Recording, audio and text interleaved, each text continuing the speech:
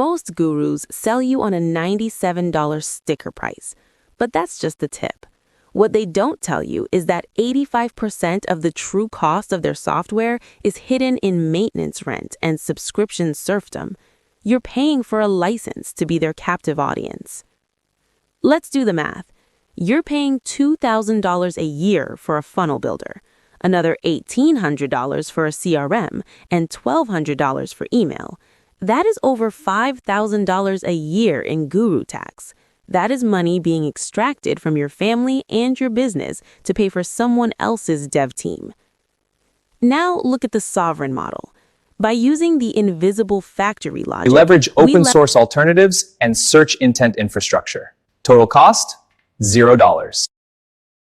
We don't rent, we own. In a guru stack, the more you grow, the more they charge. It's a penalty for success. In the sovereign model, the more you grow, the more you keep.